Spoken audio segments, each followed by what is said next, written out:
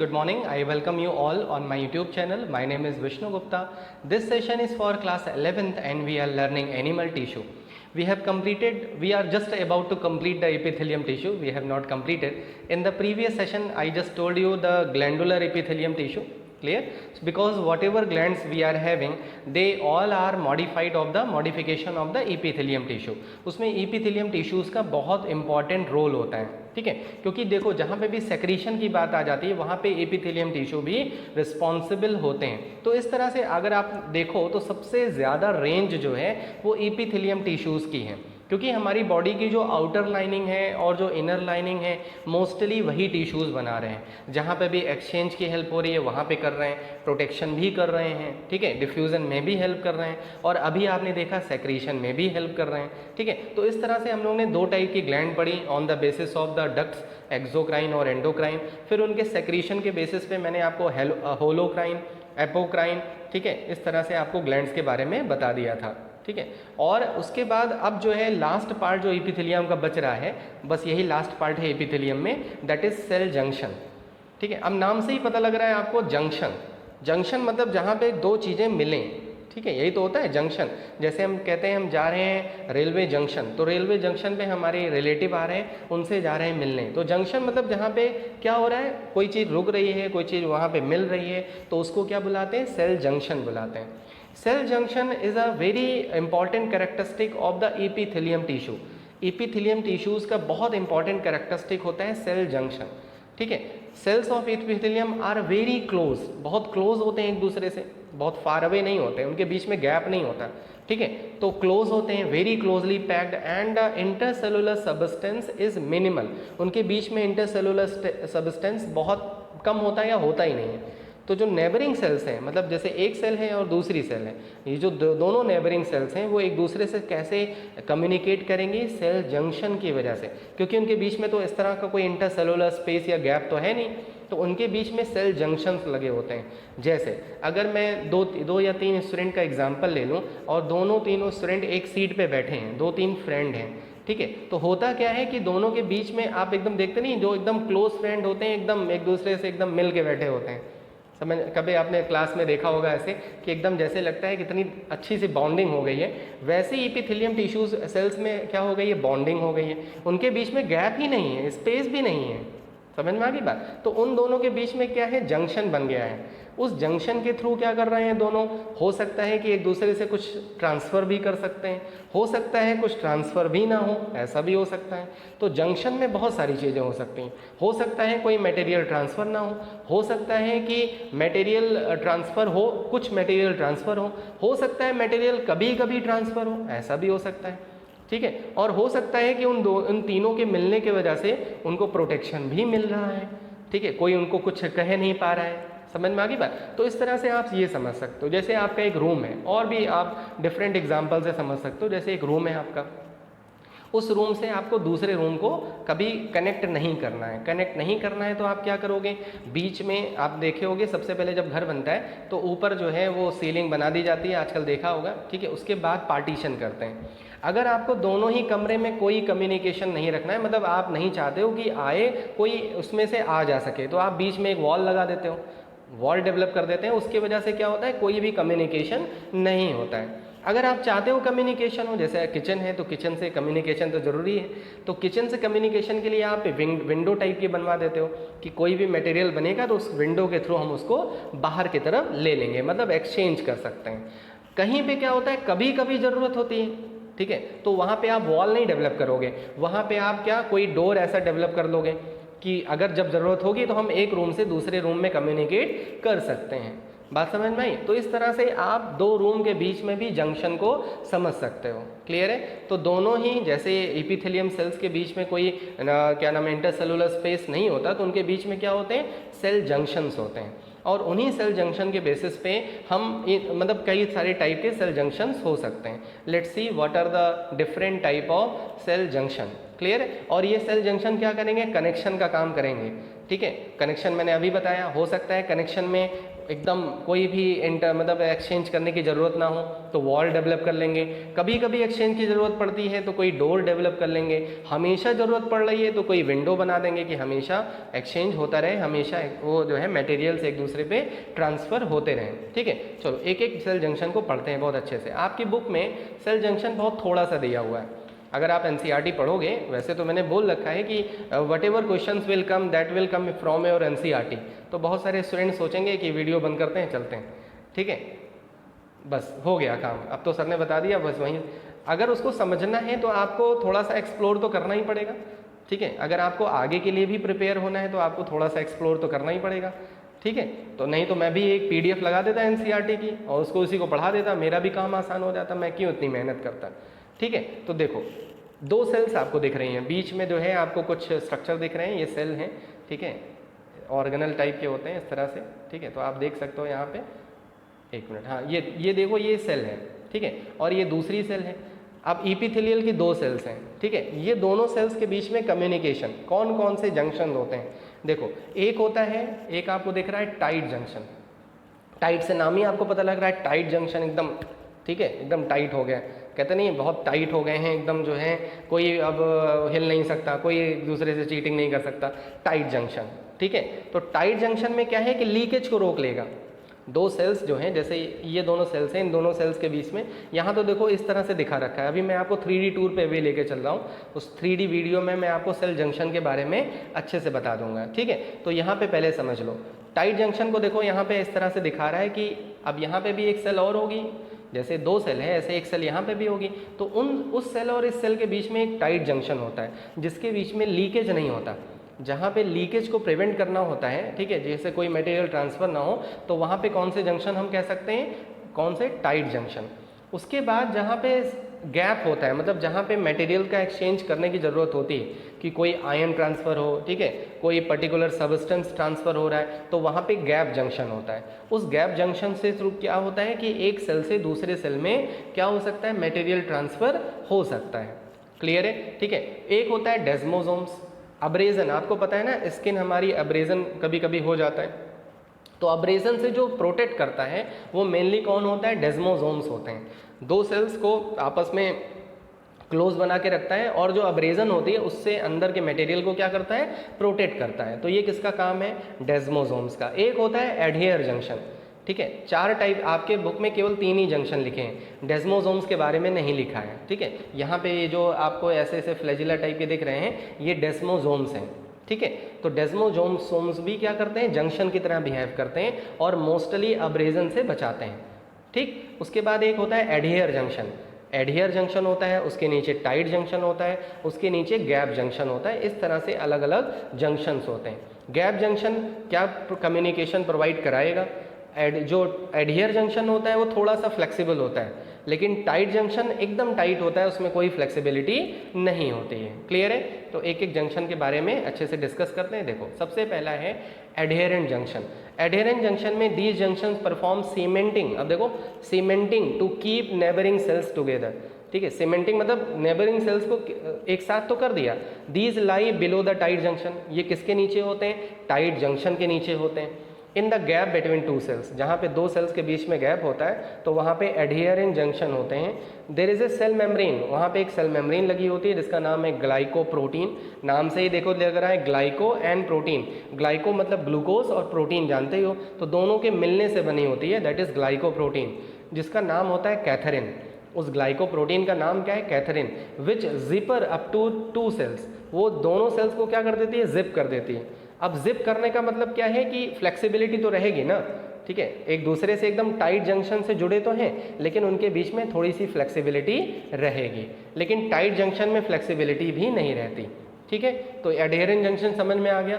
Next आ जाओ, desmosomes connect 2 cells together. 2 cells को कनेक्ट कर देंगे। जैसे हमारी जो शर्ट होती है उसमें जो हम बटन लगाते हैं, तो बटन को शर्ट से या टी शर्ट से कैसे उसको टाई कर देते हैं, धागे के हेल्प से, ऐसे ही डेस्मोसोम 2 सेल्स को कनेक्ट कर देते हैं।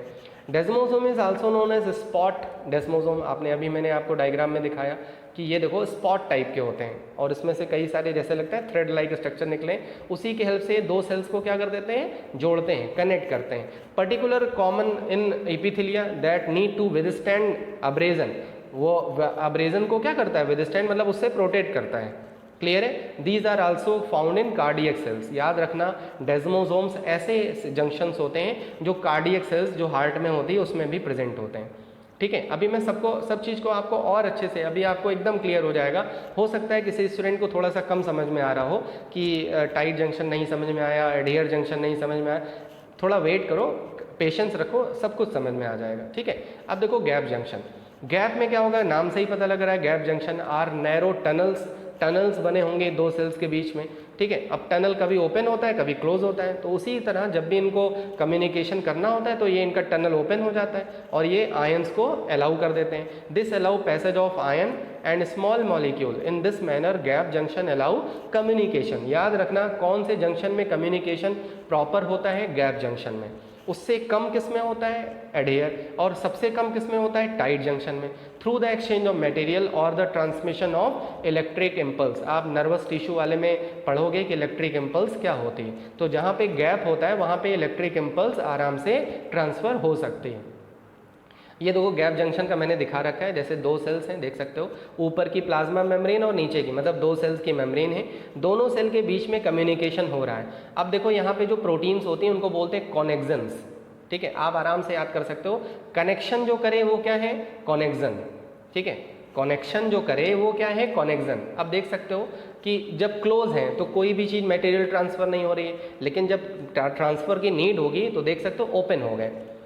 क्लियर है, तो इसीलिए इसको क्या बुलाते हैं, गैप जंक्शन। मतलब ये अलाउ करता है एक सेल से दूसरे सेल में ट्रांसफ़र ऑफ मटेरियल्स को, ये अलाउ करता है। क्लियर है, तो इस तरह से कौन सा जंक्शन है जो लीकेज जहाँ पे हो सकता है, जहाँ पे अलाउ कर सकता है, उसको बुलाते हैं हम गैप जंक्शन। तो इस डायग्राम से आपको एकदम अच्छे से समझ में आ रहा होगा कि इन दोनों के बीच में एक प्रोटीन होती है जिसको कॉनेक्शंस बोलते हैं। कॉनेक्शंस क्लोज होते हैं, ओपन होते हैं, जब ओपन होते हैं तो उन दोनों के बीच में एक्सचेंज हो सकता है। ठीक है, नेक्स्ट आ जाओ tight junction. Tight junction are tightly stitch, एकदम स्टिच की तरह स्टिच हो जाएंगे सीम्स बिटवीन सेल्स। ऐसा लगता है दो सेल्स को एकदम स्टिच कर दिया गया है। The junction completely encircle each cell, पूरी तरह से सेल को इनसर्कल मतलब घेर लेता है। ठीक है, preventing the movement of substance from leaking. याद रखना अगर दो सेल्स हैं, दोनों सेल्स के बीच में एकदम लीकेज नहीं होना है, तो वहाँ पे कौन सा जंक्शन हमेशा प्रेजेंट होगा, टाइट जंक्शन प्रेजेंट होगा। आप देख सकते हो टाइट जंक्शन, ये दो सेल्स हैं, देख सकते हो यहाँ पे डायग्राम में कि दो सेल्स हैं, इन दोनों के बीच में एकदम डिज़ोल्व हो गया। ठीक है, जो प्रोटीन है इसकी वो पूरी तरह से इसको एकदम पैक कर दी हैं, इसमें से कोई भी मटेरियल लीक नहीं हो सकता है। तो देख सकते हो ये सेल ए है, पीछे वाली सेल बी है, इन दोनों के बीच में एकदम स्टिच जैसे लग रहे हैं, ऐसे स्टिच कर दिया गया है। तो स्टिच कर दिया गया है, एकदम एक दूसरे से एकदम कनेक्ट कर दिया गया है, जिसकी हेल्प से कोई भी लीकेज नहीं होती है। क्लियर है, तो इस तरह से cell junctions are the feature of epithelial tissue. क्या इंपॉर्टेंस है इनकी, जैसे कोई दो सेल्स हैं, उन दोनों सेल्स के बीच में लीकेज को बचाना है तो वहाँ पे टाइट जंक्शन होगा। उन दोनों सेल्स के बीच में थोड़ी सी फ्लेक्सिबिलिटी की ज़रूरत है तो एडहियर जंक्शन हो जाएगा। उन दोनों सेल्स के बीच में कम्युनिकेशन होना है तो क्या होगा, गैप जंक्शन हो जाएगा। दोनों सेल्स को एक दूसरे से कनेक्ट भी होना है, ठीक है, कनेक्शन भी होना है, और किससे विदस्टैंड होना है, एक दूसरे से एकदम कनेक्ट हो गए तो किससे विदस्टैंड हो सकते हैं, अब्रेजन से, तो वहाँ डेस्मोसोम्स होगा। तो इस तरह से सेल जंक्शंस अलग अलग होते हैं। अब मैं आपको एक 3D वीडियो में आपको सेल जंक्शन और अच्छे से एक्सप्लेन कर दे रहा हूँ, वेट करो थोड़ा सा।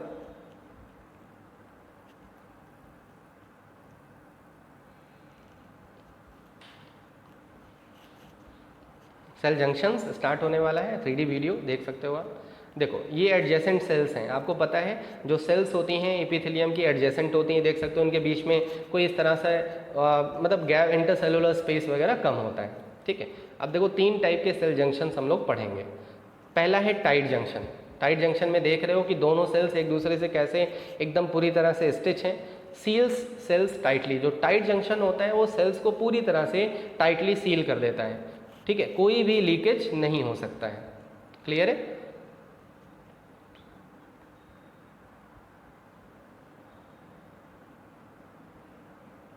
एक मिनट रुक जाओ, ये थोड़ा सा कुछ टेक्निकल ग्लिचेस आ जाते हैं ना कभी कभी। ठीक है, तो थोड़ा सा पेशेंस रखो। फिर से मैं तो बता दे रहा हूँ, एडजेसेंट सेल्स हैं, ठीक है। एडजेसेंट सेल्स में क्या हो रहा है, एडजेसेंट सेल्स में एक दो एपिथेलियम की सेल्स हैं, वो एक दूसरे से, उनके बीच में कोई इंटरसेलुलर स्पेस नहीं होता, तो उनके बीच में सेल जंक्शंस होते हैं। ठीक है, सेल जंक्शंस क्या कर, तीन टाइप के होते हैं, टाइट जंक्शन, एंकरिंग जंक्शन और गैप जंक्शन।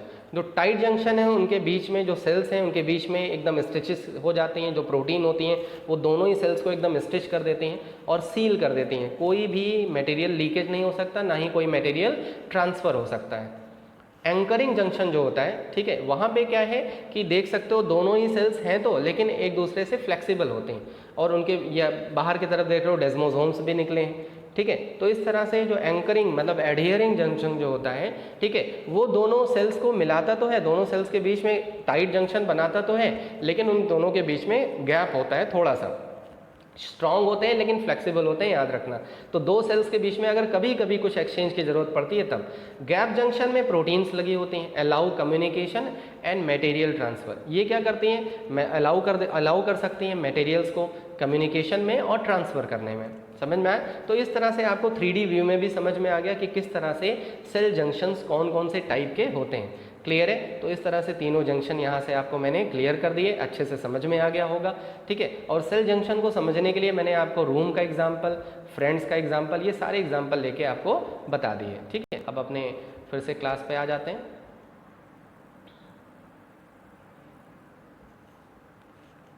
क्लियर है? तो सेल जंक्शन यहाँ पे कंप्लीट हो गया।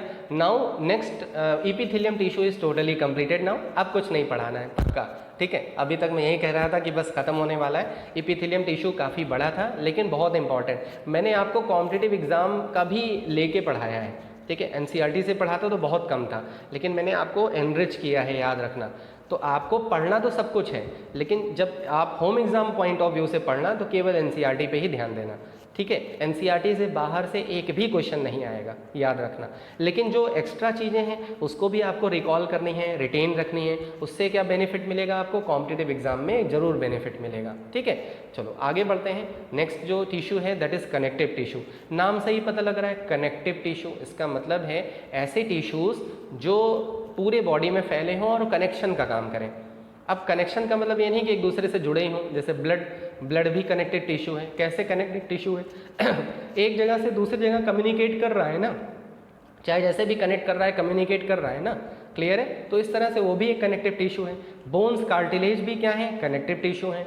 क्लियर है? उसके इसीलिए हमारे पास बहुत सारे कनेक्टिव टिश्यूज होते हैं। जैसे हमारी स्किन है, आपने पढ़ा है कि स्किन किसकी बनी होती है, स्ट्रैटिफाइड स्क्वैमस एपिथेलियम से बनी होती है। उसके नीचे जो मसल्स हैं उनसे, उन दोनों के बीच में कनेक्शन कौन करेगा, कनेक्टिव टिश्यू। ठीक है, तो हमारी स्किन के नीचे भी कुछ टिश्यूज प्रेजेंट होते हैं जिनका नाम क्या होता है, कनेक्टिव टिश्यू। वो कनेक्टिव टिश्यू में याद रखना वैस्कुलर मतलब ब्लड वेसल्स की सप्लाई होती है। एपिथेलियम में ब्लड वेसल्स की सप्लाई नहीं होती थी, इसलिए उसको एवैस्कुलर बुलाते थे। लेकिन कनेक्टिव टिश्यू में ब्लड वेसल्स की सप्लाई होती है, मतलब ब्लड की सप्लाई होती है। क्लियर है? तो जैसे squamous epithelium, stratified squamous epithelium क्या बना रहा है, स्किन बना रहा है। स्किन के जस्ट नीचे कौन से टिश्यूज हो सकते हैं, कनेक्टिव टिश्यू। वो कनेक्टिव टिश्यू स्क्वैमस एपिथेलियम को अदर टिश्यू से क्या करते हैं, कनेक्ट करते हैं। तो इस तरह से जहाँ पे भी कनेक्शन का काम आ जाएगा। ठीक है, जैसे बोन क्या कर रही है, कनेक्ट कर रही है एक पार्ट को दूसरे पार्ट से। ठीक है, कार्टिलेज भी यही काम कर रहे हैं, हमारी बॉडी को पूरी तरह से कनेक्शन में रख रहे हैं। क्लियर है? तो जहाँ पे भी कनेक्शन का काम आ जाए, जहाँ पे कम्युनिकेशन का काम आ जाए तो अब कम्युनिकेशन तुम कहोगे सर नर्वस टिश्यू भी तो कम्युनिकेशन में हेल्प करता है। देखो भाई, वो कम्युनिकेशन अलग है। ठीक है, जैसे स्ट्रैटिफाइड स्क्वैमस एपिथेलियम टिश्यू नीचे के जो टिश्यूज़ हैं उन दोनों से क्या कर रहा है, उन दोनों को कम्युनिकेट करने में हेल्प कर रहा है कि नहीं कर रहा है। ठीक है, तो वो वाला कम्युनिकेशन है। वो वाला कम्युनिकेशन नहीं कि यहाँ से मैसेज गया तो उनके पास गया, उनके पास, वो वाला नहीं। ठीक है, वो बाद में पढ़ेंगे नर्वस टिश्यू में। क्लियर है? तो connective tissue it is almost abundant and widely distributed. It constitute about 30% of total body weight in contrast to epithelial tissue where cells are tightly adherent, जहाँ पे टाइटली एडहेरेंट होते हैं one another. Connective tissue lack intercellular contact, उनके बीच में intercellular contact इस तरह से एडहेयर नहीं होता। These tissue are vascularized. ठीक है, and one exception of cartilage. याद रखना, कार्टिलेज में कोई भी वेस्कुलरेशन नहीं होता।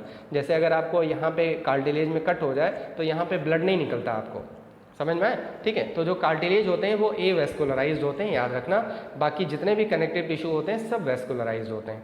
All connective tissue have 2 major constituent. याद रखना कि अगर कोई भी टिश्यू है तो उसका जो मेजर कॉन्स्टिट्यूएंट है मैट्रिक्स इसमें प्रेजेंट होता है। अब तो मैं आज की वीडियो में बस यहीं तक रहेगा, मैं मैट्रिक्स बता दे रहा हूँ। आप लोग के पास ज्योमेट्री बॉक्स है क्या?